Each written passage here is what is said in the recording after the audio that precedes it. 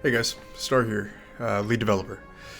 So I wanted to take this year to do a little year in review where we kind of go over some of the stuff that we've done this year and kind of what we want to do for the next couple of months, moving towards Kickstarter and then obviously moving towards release after that.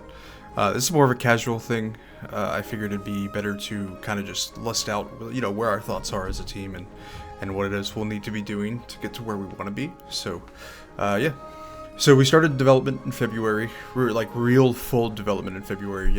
Obviously we did a little like some prototypal things before then, but I think February was ever things like really started to move because, we started posting TikToks, those started getting big.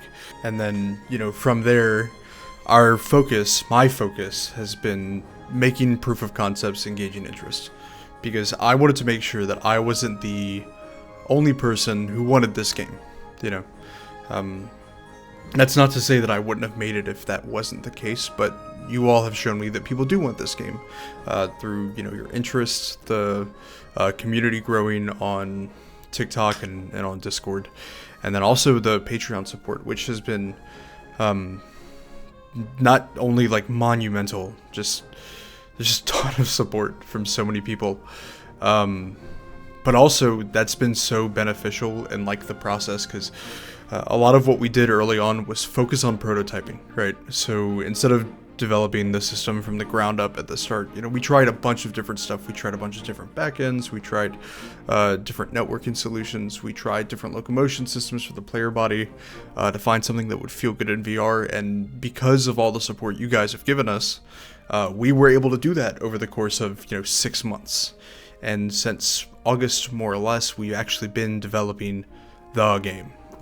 I think moving towards space-time was probably the best decision we could have made. After doing a bunch of prototyping, we've seen such a huge amount of flexibility in development efficiency just from using space-time already. And I don't know if you guys have noticed, but the last month has been just a ton of progress. Compared to the rest of the year, we've made so much progress in the last month. That's everything rebuilt from the ground up. Full body tracking, the whole multiplayer thing, IK, calibration, locomotion, climbing, the whole 9 yards.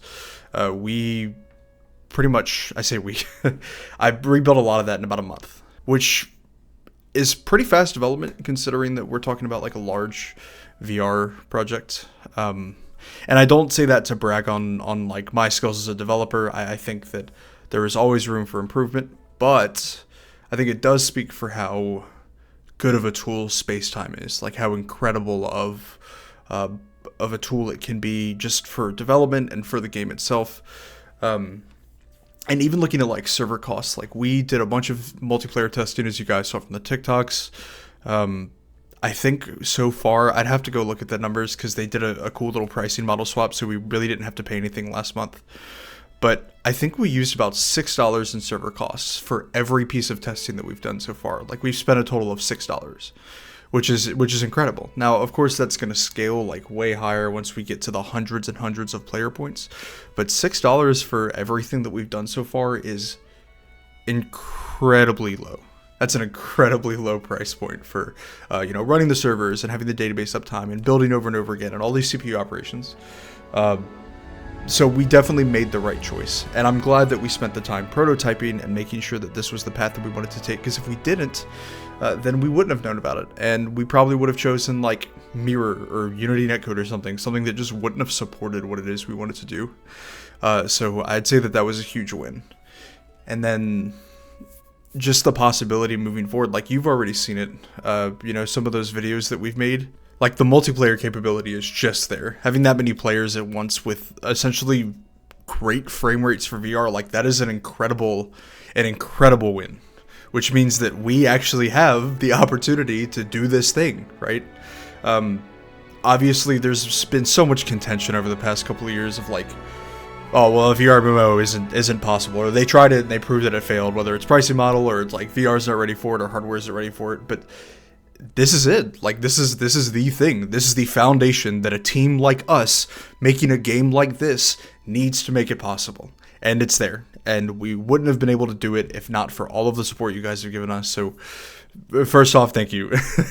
It's definitely been like, yeah, there's been a mix of like passion and stress and all of these things that come with like building this new big thing that like, oh, is, you know, is all this gonna work? But like, we have proven to ourselves and you have proven to us that like Asteria is a thing that is possible, that is happening, and that can happen under good conditions, which is important for longevity, right? Because even if a game releases, there's no guarantee it'll stay on the market or it'll stay up. But I think Asteria checks the boxes that it needs to be able to persist for a very long time, assuming we hit our marks, which is what we wanted, right? We wanted a game like Asteria. I wanted a game like Asteria, and I didn't want it to die, because I've never had it, and I don't want to lose it, you know what I mean? I look back at like just older, like a lot older games. I mean, look at, this is the kind of niche, but like Nintendo Land, the Legend of Zelda game for Nintendo Land on the Wii U, like that was my first feeling of what it would be like to have party dynamics in like a quote-unquote virtual reality sense. And then the Breath of the Wild mod for VR that just came out, Nintendo can kill me if they want, but it's pretty incredible, and it's like right up there with the level of immersion that we want with a larger scale game. And I think that it's obvious that that is the direction that Asteria needs to take, and we're there. We're moving in the right direction. So yeah, very, very exciting stuff. Let's talk about where we're at in terms of the actual game itself. So the servers were live, right? We have, of course, I keep them closed most of the time right now. Just because if we're not working on anything, then having them on and having people in will run up server costs.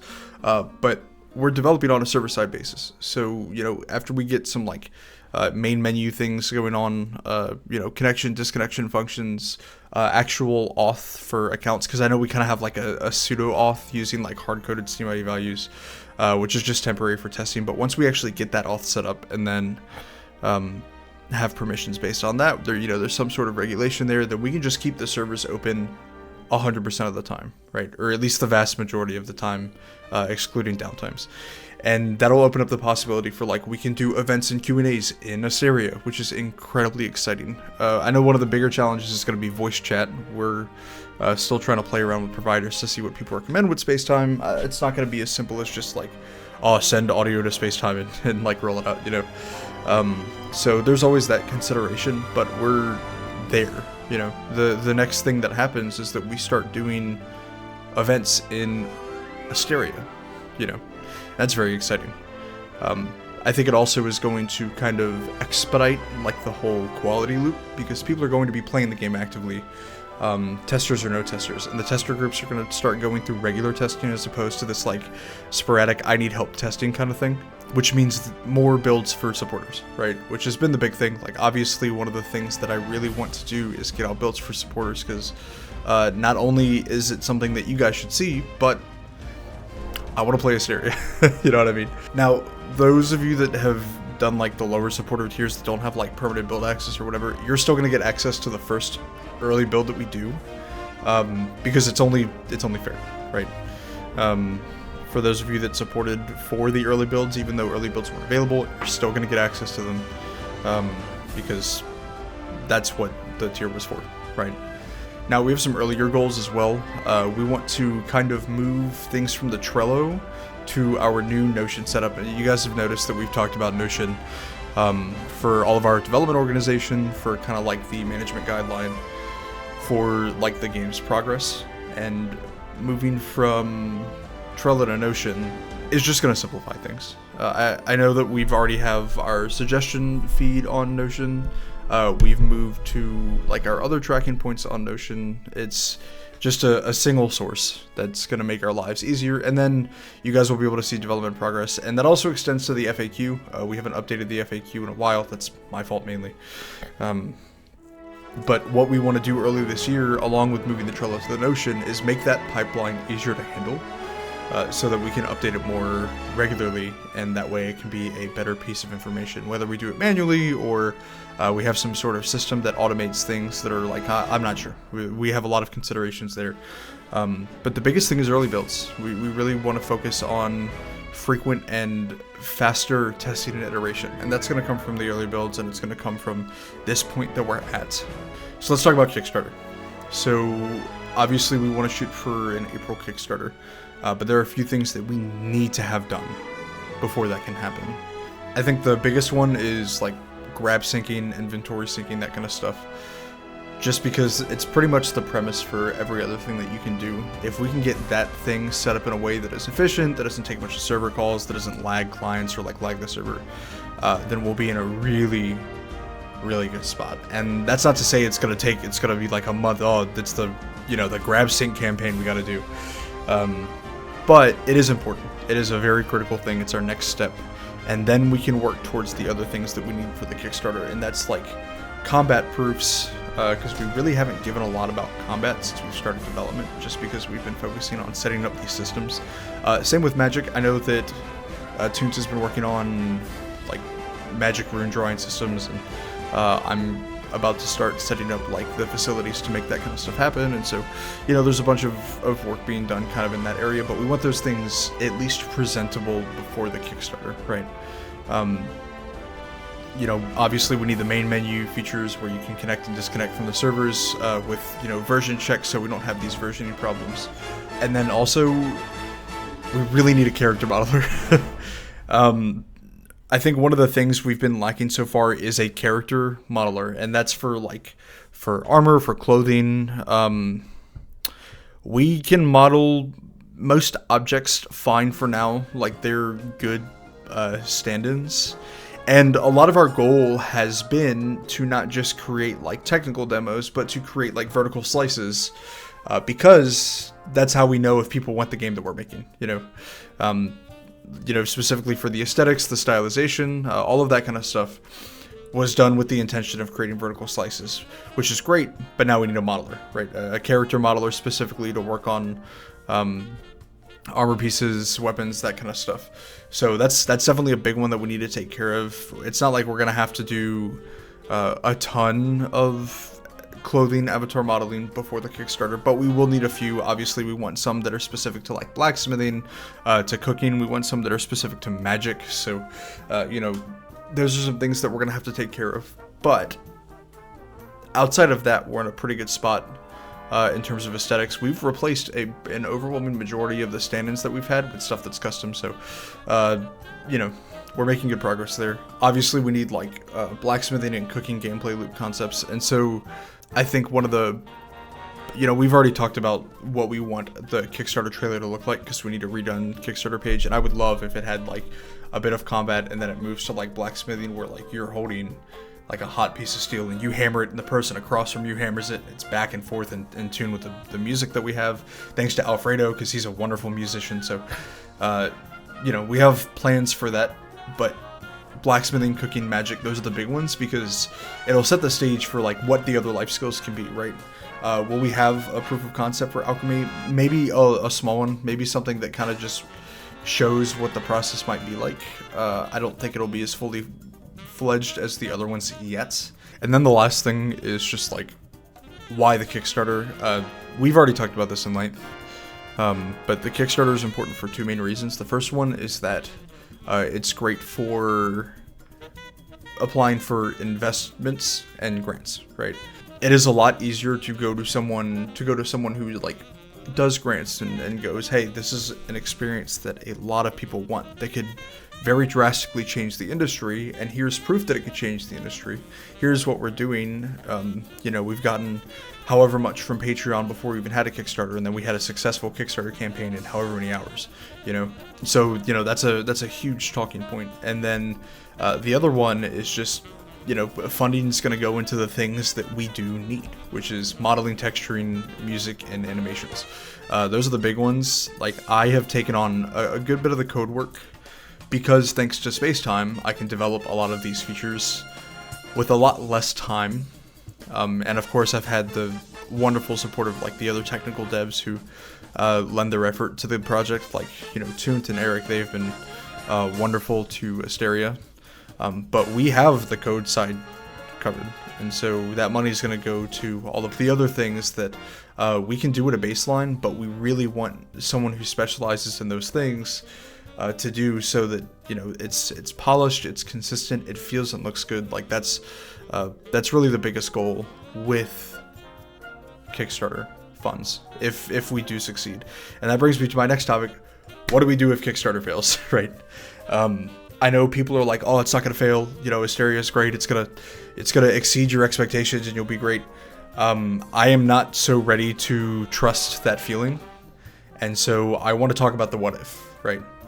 So let's say, lo and behold, we get to our Kickstarter, we set a goal, and it fails, whether it be because most of the people in our community who are going to support have already supported through Patreon, or we didn't get the reach that we wanted, or we're, you know, not in a ready state for development, or whatever the case may be, right? If we fail to reach our Kickstarter goal, what happens next? Well, first of all, we're going to continue working on the game.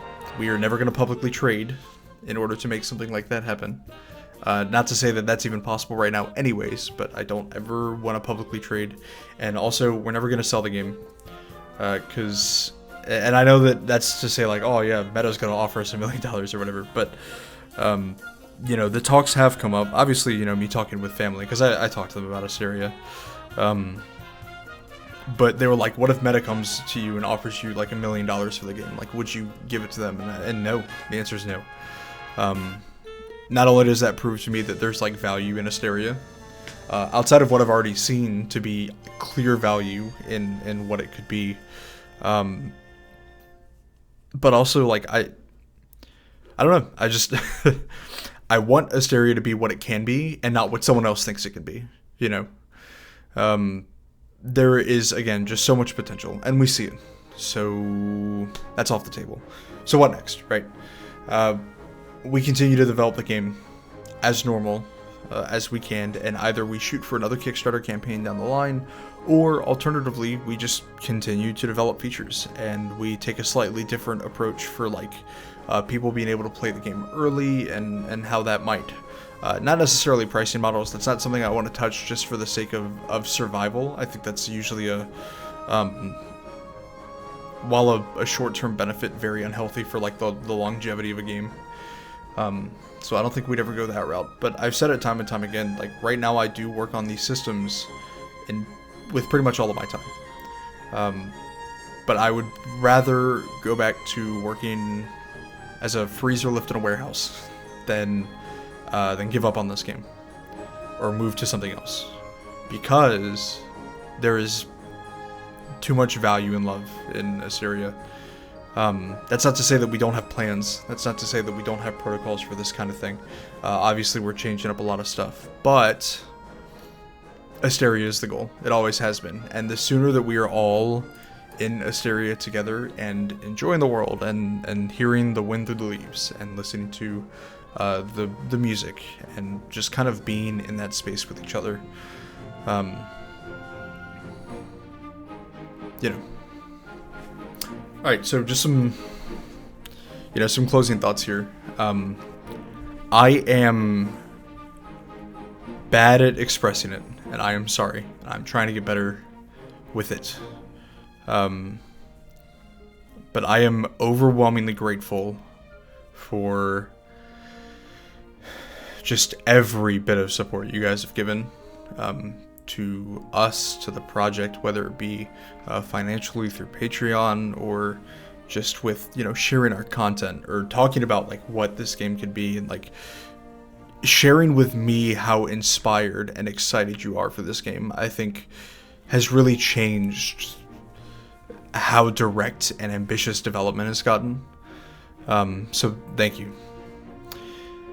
I think I am more inspired than ever to continue working on Asteria. I'm actually like itching to keep getting work done, to the point where like this last week, you know, I told myself I'd take a break because I wanted to be fresh and ready whenever, you know, today came. And the whole time I'm like, God, I'm stressing about Asteria. Like I really just want to work on Asteria. I just want to make progress and like add these features. And every time I've had to take a step back and be like, no, you know, the time for it will be there.